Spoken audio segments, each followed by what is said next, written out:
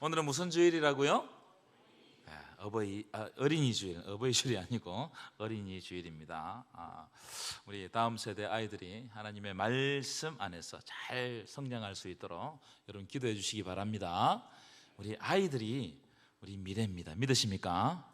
그래서 우리는 생명을 품고 잉태하는 것처럼 아이들을 품고 기도하고 잘 성장시켜야 됩니다. 말씀으로 잘 성장시켜야 됩니다. 이 시대에 우리가 그 사명을 받았어요. 아멘이십니까? 서점에 가면 성공에 관한 책들이 많습니다. 한번 띄워보실까요? 네. 제 책상에도 저런 책 몇 권이 있는데 이런 종류의 이 성공하는 책들이 매월마다 쏟아져요. 성공. 그러니까 이런 책들이 많아진다는 건 뭡니까? 성공을 갈망하는 사람들이 많다, 이런 뜻이겠죠.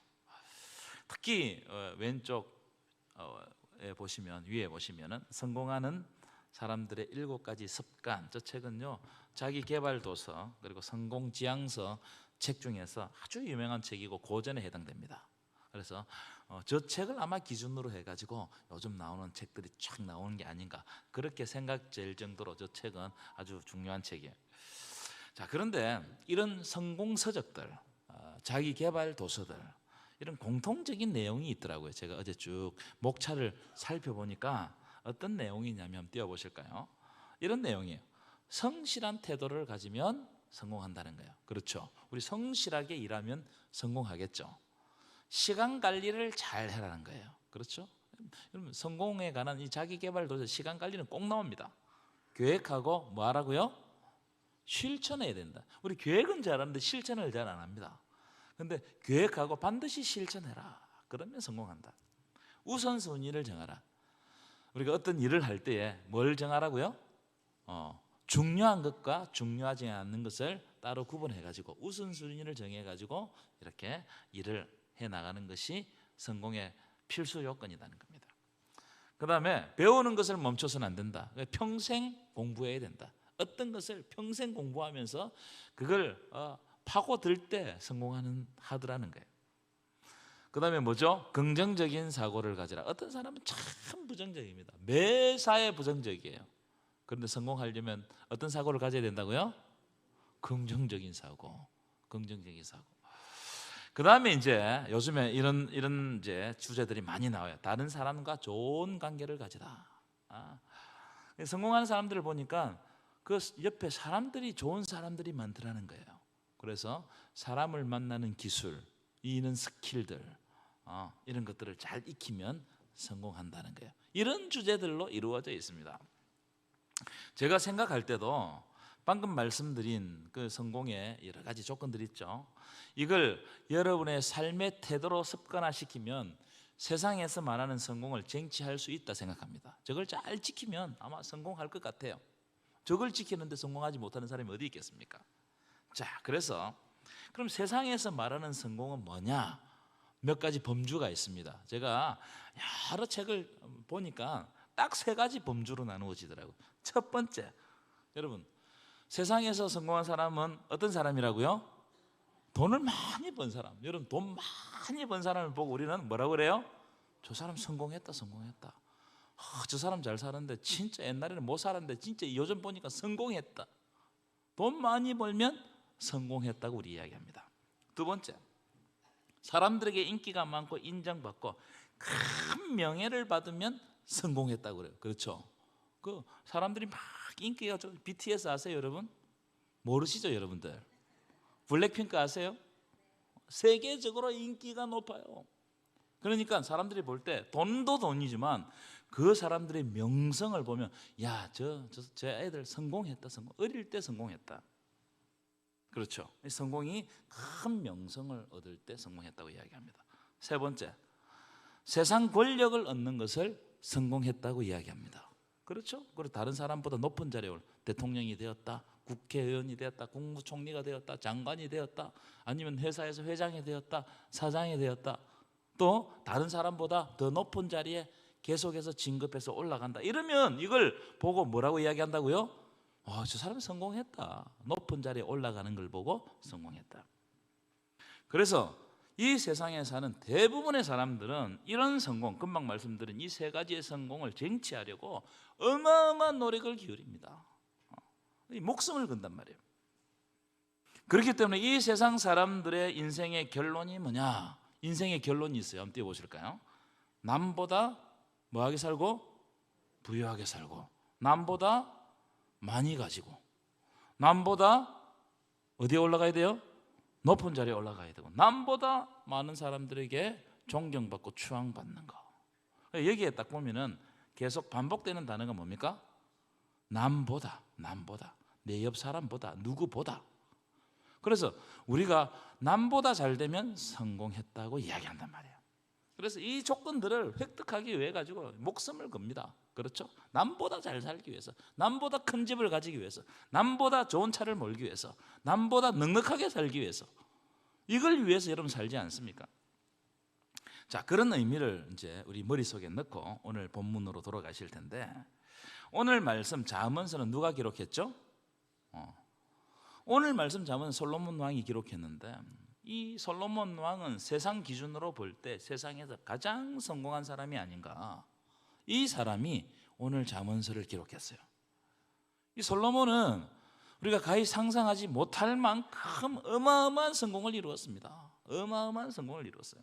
자, 그럼 그 솔로몬이 어떤 성공을 이루었는가? 첫째, 솔로몬은 뭐가 충만한 사람이에요?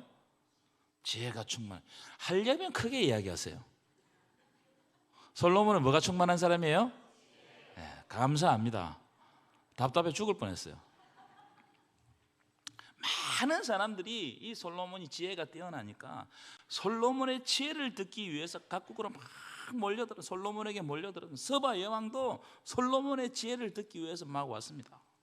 성경에 한번 보실까요? 열왕기상 4장 32절부터 34절 자연스럽게 띄워주십시오. 솔로몬이 몇 가지 잠언을 말했다고요? 3,000가지 잠언을 말했어요. 여러분, 한 가지 교훈, 격언만 이야기해도 그 사람 유명해집니다. 근데 솔로몬은 3,000잠언, 놀라지 않으셔도 됩니다. 안 놀랄 줄 알고 있으니까. 노래는 몇 곡을 지었다고요? 1,005곡을 지었다는 거예요. 여러분 대단하지 않습니까? 한 사람이 정치를 하면서 노래를 1,005곡 지었다는, 이 천재가 아니면 할 수 없는 일입니다. 그리고 그 다음 쭉 말씀을 보여주시면, 말씀은 대답하지 못하는 것이 없었다는 거예요. 대답하지 못하는, 논하지 못하는 것이 없었다. 식물에서부터 백향목, 새, 짐승, 곤충, 이런 것을 물어보면 대답하지 못하는 것이 없었다는 거예요. 줄줄줄 나오는 거예요. 척척박사입니다.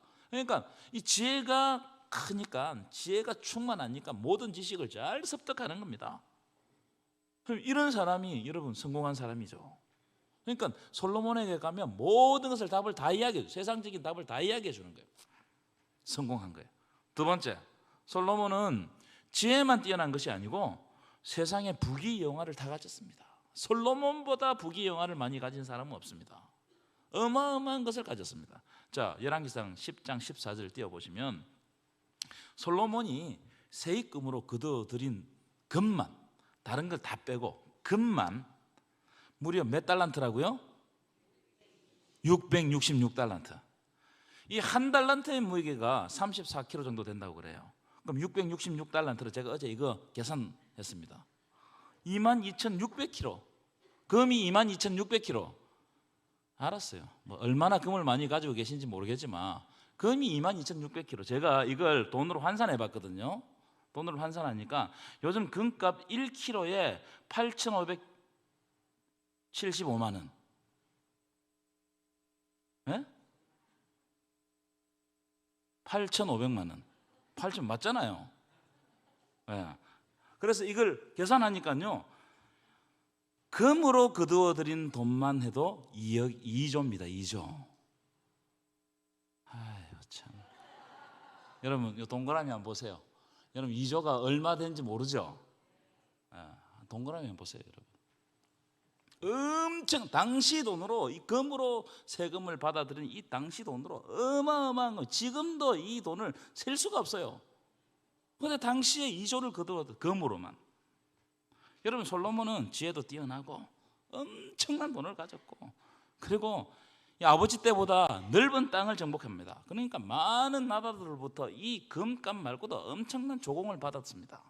그리고 지혜가 뛰어나니까 그 명성이 막 세계 곳곳에 알려지니까 솔로몬의 지혜를 듣기 위해서 세계 만방의 사람들이 막 몰려드는 겁니다. 여러분, 세상 기준으로 솔로몬은 성공한 사람입니까? 성공하지 않은 사람입니까? 세상 기준으로 볼 때 성공한 사람이, 부러울 것이 없는 사람입니다. 성공의 대명사, 부의 대명사 솔로몬, 지혜의 대명사 솔로몬. 여러분, 솔로몬처럼 되고 싶으시죠? 예, 솔로몬처럼 되고 싶으시죠? 지혜가 풍부하고 많은 사람이 명성을 떨치고 많은 돈을 가지고 힘을 가지고 싶을 겁니다. 자, 그런데 이렇게 우리가 일반적으로 볼 때 성공한 솔로몬이 자기 인생에 대해서 평가를 했는데 어떻게 평가를 했는가, 이 장면을 한번 볼 필요가 있겠죠. 자, 전도서 1장 보실 거예요. 1장 2절 3절입니다. 제가 이건 여러 번 말씀드렸기 때문에 한번 읽는 것으로 말씀을 드리겠습니다. 시작. 전도자가 이르되 헛되고 헛되며 헛되고 헛되니 모든 것이 헛되도다. 3절 시작. 해 아래 수고하는 모든 수고가 사람에게 무엇이 유익한가? 무슨 말이에요? 솔로몬은 어마어마한 성공을 거두었지만 자기 인생 자신을 어떻게 평가했냐면은 헛되고 헛되며 헛되고 헛되니 모든 것이 헛되도다. 이 헛되다는 말을 몇 번이나 했습니까? 한 구절에 5번을 반복했어요. 얼마나 헛된 인생이었으면 이 한 구절에다 5번 헛되고 헛되며 헛되고 헛되니 모든 것이 헛되도다. 헛되다는 말을 찾아보니까 무가치하단 말이에요. 무가치하다. 자기 인생이 그만큼 성공했다고 이야기했는데 그걸 자세히 들여다보니까 그게 무가치하더라. 여러분, 이런 대목에 딱 오면 그 사람이 어떻게 될까요? 여러분, 이 고백을 들었을 때 솔로몬이 행복한 것 같아요? 불행한 것 같아요? 지금 솔로몬이 내가 성공했는데 행복하다고 고백하고 있습니까? 아니면 불행했다고 고백하고 있습니까? 그래요, 불행하다는 거예요. 해 아래서 수고하는 모든 수고가 무엇이 유익한가? 내가 성공했다는 이 일 자체가, 내가 성공했다는 이 자체가 부질없는 짓이다, 무가치한 짓이다. 이렇게 성공하는 거 별것 아니란 말이에요. 행복하지 못하더라, 불행하더라, 오히려 불행하다, 이런 이야기를 하고 있는 거예요. 여러분, 많이 가졌다고 행복한 게 아니에요. 많이 가졌다고 그럼 많이 가진 사람들 다 행복하게 해요? 여러분, 자살률이 높은 나라는요 오히려 많이 배우고 잘 사는 나라들이 더 높아요. 뭘 보여주는 겁니까? 인기가 많고 사람들이 막 추앙하는 사람들이 있죠. 자기가 행복하지 않다고 말하는 사람이 더 많습니다. 그러니까 그 행복을 채울 수가 없잖아요. 그래서 마약을 하고 그것도 안 되니까 죽어버리는 거예요. 이 얼마나 허무합니까? 가지기는 많이 가졌고 명성도 많이 얻었고 남들이 다 부러워하는데 자기의 삶의 그 마지막에 있는 갈급함이 해소가 안 되는 거예요. 그러니까 죽어버리는 거예요. 자, 오늘 말씀은 진짜 성공이 뭐냐, 그러면 하나님 안에서 말씀하는 진짜 성공이 뭐냐, 솔로몬이 오늘 말씀을 통해서 뭘 성공으로 이야기하고 있느냐, 이 말씀을 여러분들과 나누고 싶습니다. 오늘 본문을 자세히 읽어보면요, 오늘 본문은 한 가지 뚜렷한 주제로 이루어져 있는 것. 한 가지 뚜렷한 주제. 그게 뭐냐면 하나님과 관계를 잘 가지는 사람이 성공한 사람이다. 하나님과 관계를 잘 가지는 사람이 성공한 사람. 아멘이십니까? 하나님과 관계를 잘 가지는 사람이 행복한 사람이라는 거예요. 여러분 행복하십니까? 여러분 행복하세요? 오늘 본문이 이 이야기를 하고 싶은 거예요. 너는 과연 하나님과 어떤 관계를 가지고 있는가? 이 이야기를 우리들에게 들려주고 싶은 겁니다. 몇 가지 주제를 가지고 여러분들과 말씀을 나누고자 합니다. 첫 번째, 오늘 본문은 하나님의 법을 지켜라, 하나님의 명령을 지켜라, 이 말씀을 우리에게 주고 있습니다. 이것이 하나님과 관계를 잘 가지는 것이다. 하나님의 말씀을 지켜 행하고 그 말씀에 우리 눈이 시선이 가는 이 삶이 바로 하나님과의 관계를 잘 가지는 것이다. 자, 3장 1절 읽어볼까요? 시작. 내 아들아, 나의 법을 잊어버리지 말고 내 마음으로 나의 명령을 지키라. 아멘이십니까? 여러분, 우리는 하나님의 백성입니다. 믿으십니까? 그럼 누구의 법을 지켜야 되는 거예요? 그렇죠. 한국 사람은 한국의 법을 지키고 미국 사람은 어디 법을 지킵니까? 일본 사람은요? 하나님 나라 백성은요? 예, 맞습니다. 하나님의 법을 지키는 것, 하나님 나라의 백성이 하나님의 법을 지키는 것, 하나님의 명령을 지키는 것은 이건 당연한 일이에요. 하나님의 법과 명령을 지켜 행하는 저와 여러분 되시기를 간절히 축원합니다. 우리의 시선이 하나님께서 무슨 말씀을 하시는지 여기에 가 있어야 돼요. 이때 우리의 삶이 변합니다. 그럼 두 번째, 오늘 본문에서 말하는 하나님의 법은 뭐냐? 도대체 하나님의 법은 뭐냐? 오늘 말씀에서는 뭐라고 말씀하고 있냐면 인자와 진리라고 말씀하고 있는 거예요. 인자와 진리. 여러분, 우리가 하나님의 법을 지킨다고 하면 자꾸 율법주의 같은 것을 떠올립니다. 법이라고 그러면 자꾸 율법주의를 생각할 때가 많아요. 예수님 시대 바리새인들처럼 오만 가지 율법을 정해놓고 그것을 지키지 않으면 구원받지 못하는 것처럼 생각할 때가 많습니다. 여러분, 혹시 오늘 주일을 지키러 오셨는데 주일을 율법주의자처럼 지키는 것 아닙니까? 자기 자신에게 물어보시기 바랍니다. 안 지키면 구원받지 못할 것 같아서 그래서 지키는 거 아니냐 말이에요. 그렇다면 안 지키면 내가 저주를 받을 것 같아서 지킨다면 이건 뭔가 문제가 있는 이 율법주의예요. 여러분, 우리가 주일을 지키는 것은 우리를 구원해 주신 하나님의 은혜에 감사해서 하나님의 백성으로서 당연히 예배드리는 것이고 하나님께 영광 돌리기 위해서 주일을 지키는 것입니다. 믿으십니까? 헌금하는 것도 마찬가지예요. 여러분, 헌금하는 것도 헌신하는 것도 다 마찬가지입니다. 이걸 안 하면 뭔가 죄를 받고 저주를 받고 정죄받기 때문에 하는 게 아니단 말이에요. 우리가 주일을 지키고 헌금을 하고 헌신을 하는 것은 하나님의 은혜에 대한 반응입니다. 믿으십니까? 하나님의 은혜에 대한 반응. 자, 그렇다면 하나님의 법이 율법주의가 아니라면 과연 뭔가? 오늘 말씀에는 뭐라고 이야기하는 가 3절 보실까요? 3절. 하나님의 법이 무엇인가에 대해서 말씀하고 있는데 읽어보겠습니다. 시작. 인자와 진리가 내게서 떠나지 말게 하고 그것을 내 목에 메어 내 마음판에 새기라. 여기 보면 인자와 진리가 나오는데 이 굉장히 중요한 말씀입니다. 인자라는 말 띄워보실까요? 히브리어로 헤세드입니다. 한번 따라할까요? 헤세드. 이럴 때 히브리어를 한번 해보는 거예요. 다시 따라합시다. 헤세드. 이게 인자라는 말인데 헤세드라는 단어는 두 가지 뜻이 있습니다. 첫째로는 빈손. 이 부분에 대해서 내가 많이 말씀드려요. 빈손이라는 의미가 있어요. 우리는 항상 빈손입니다. 항상 부족해요. 자고 일어나면 부족합니다. 늘 부족합니다. 그런데 그 빈손 위에 하나님께서 하나님의 때에 시마다 때마다 채워주시고 간섭해 주시고 이끌어 가시고 인도해 주신다. 이게 헤세드의 은혜예요. 우리는 늘 빈손이지만 그러나 하나님께서 우리의 삶을 인도해 가신다. 아멘이십니까? 두 번째 헤세드는 이건 이제 중고등부 공과에 있더라고요. 제가 공과에 있는 걸 가져왔어요. 어머니의 자궁을 의미한다고 합니다. 어머니의 자궁. 무슨 말이냐면 어머니의 자궁 안에 자라는 아이는 자기가 할 수 있는 것이 있습니까? 없습니까? 아무것도 없어요. 그렇죠?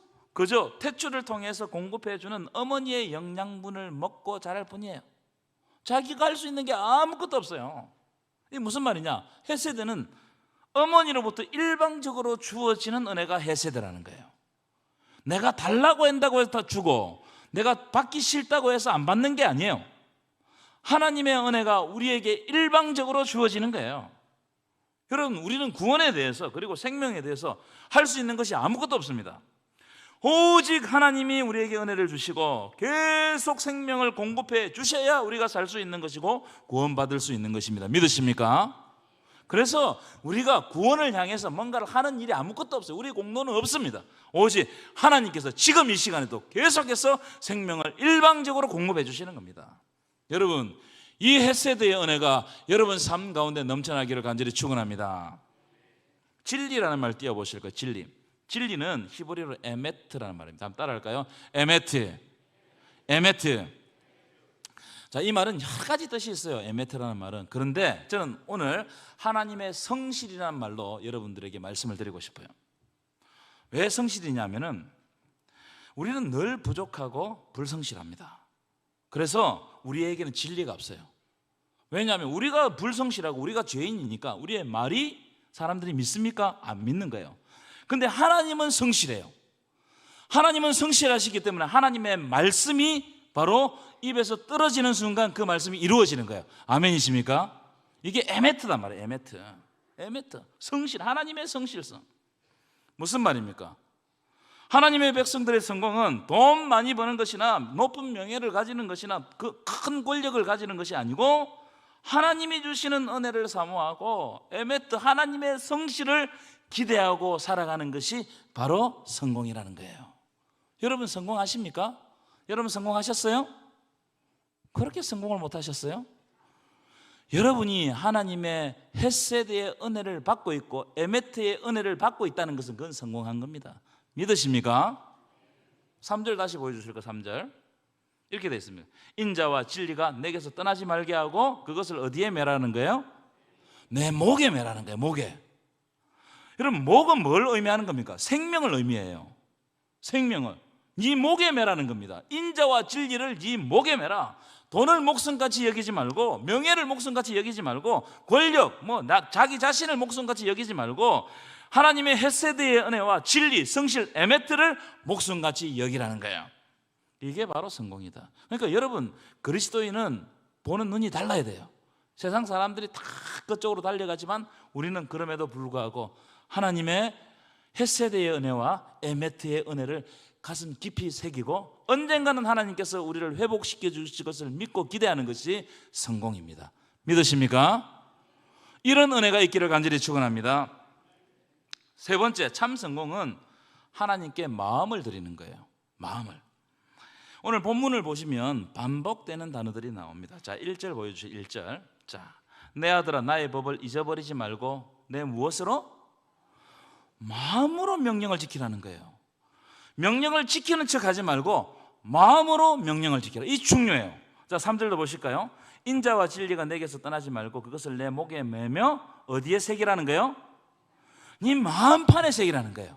머리에 새기지 말고 마음판에 새기라는 거예요. 중요합니다. 5절도 보실까요? 너는 뭘 다하였어요? 마음을 다해서 여호와를 신뢰하고 내 명철을 의지하지 말라. 반복되는 단어가 마음의 마음. 이 마음이라는 단어는 히브리어로 레브라는 말인데 레브는 사람 마음의 가장 중심 부분을 레브라고 그래요. 레브. 이 레브는 심장이라는 말로도 번역됩니다. 여러분 신앙은 뭐냐면은 하나님께 우리의 마음을 고정시키는 거예요. 아멘이십니까? 마음을 드리는 거예요. 마음을. 여러분 오늘 예배 참석하셨었는데 왜 예배 참석했습니까? 오늘 예배 참석하기로 마음을 정했기 때문이에요. 마음을 확정했기 때문에 여기 앉아 있는 겁니다. 마음을 정하는 것은 매우 중요한 겁니다. 우리가 부르는 찬양이 있죠. 내 영혼이 확정되고 확정되었사오니 믿음의 눈을 들어 주를 바라봅니다. 여러분 마음을 하나님께로 정하시기를 축원합니다. 여러분 마음을 주면 다 준 거예요.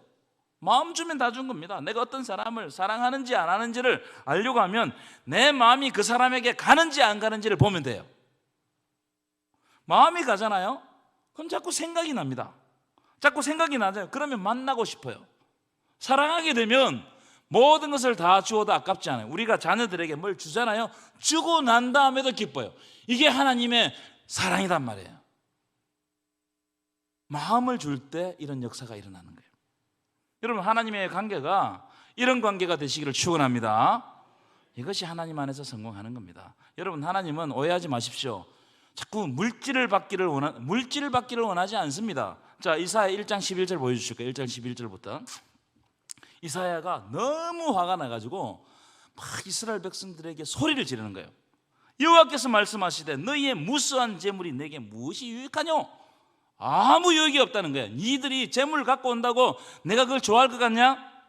나는 순양의 번제와 살찐 짐승의 기름에 배불렀고 나는 수송아지나 어린 양이나 숫소 순념수의 피를 기뻐하지 아니하노라. 너희들이 지금 재물 가져왔다고 내가 기뻐할 것 같냐? 돈 들였다고 기뻐할 것 같냐? 너희가 내 앞에 보이러 온다면 습관적으로 온단 말이에요. 마음을 가지고 오지 않아요. 습관적으로 오니 이것을 누가 너희에게 요구하였느냐? 너희는 내 마당만 밟을 뿐이다. 여러분 예배드리러 오면서 마당 밟고 그냥 가는 사람들이 너무 많아요. 마음을 가지고 오지 않기 때문에 마당만 그냥 밟고 가는 거예요. 교회에 그냥 참석해서 가는 거예요. 13절 보시면 헛된 재물을 다시 가져오지 말라는 거예요. 이런 재물을 받기 싫다는 겁니다. 분향은 내가 가정이 여기는 바요, 월삭과 안식일과 대회로 모이는 것도 그러하니 성회와 아울러 악을 행하는 것을 내가 견디지 못하겠노라. 교회에 온다고 하면서 교회에서는 그렇지 척한데 저 문을 나서는 순간 악을 행하는 이것을 내가 견딜 수가 없다는 거예요. 왜요? 마음을 안 들이기 때문에. 마음이 없는 거예요. 그냥 종교 생활하러 온 겁니다. 여러분, 왜 이런 말씀을 하시는 거예요? 하나님은 우리의 마음을 받기를 원하지 마음 없는 물질 받기를 원하지 않습니다. 여러분, 마음에 준비되지 않는 헌금하지 마세요. 마음이 없는 헌신하지 마세요. 그러다가 여러분 시험에 드는 거예요. 오늘 말씀 그렇잖아요. 13절 보시, 11절 13절 다시 보여줘요. 헛된 재물을 다시 가져오지 말라는 거예요. 헛된 재물, 그거 다 헛된 재물. 마음이 없는 재물, 섬김, 너희들이 하는 종교생활, 이거 다 헛된 것이라는 거예요. 가져오지 말라는 거예요. 하나님은 마음을 받으시기를 원하십니다. 믿으십니까? 여러분 헌신하십니까? 섬기십니까? 마음을 다 하시기를 바랍니다. 그때 하나님께서 받으시는 거예요. 결론입니다. 자, 5절 보여주실 거 5절. 너는 마음을 다해 여호와를 어떻게 하라고요? 신뢰하는 거예요. 이 명철을 어떻게 하지 말라고요? 의지하지 말라는 거예요. 무슨 말입니까? 나를 믿지 않고 하나님을 믿는 것이 믿음이에요. 사람들은 보기보다 나를 많이 믿습니다. 나에게 공격하면 제가 어쩔 줄은 몰라요. 여러분, 그 나를 믿는 거예요. 내 주장이 꺾이면 난리가 납니다. 그렇잖아요. 여러분을 믿지 마세요. 하나님을 믿으시기를 축원합니다. 그래서 내 명철, 내 능력, 내 지혜를 하나님 앞에 내려놓는 거예요. 이게 믿음입니다. 믿음은요, 오직 하나님께 기대어 살아갈 수 있도록 내가 자꾸 연습하는 겁니다. 내 능력을 내려놓고, 내 명철을 내려놓고, 내 주장을 내려놓고 하나님을 신뢰하는 연습이 바로 믿음이에요. 여러분, 이번 한 주간 하나님께 마음을 들이시고 하나님을 신뢰하는 한 주간 되시기를 간절히 축원합니다.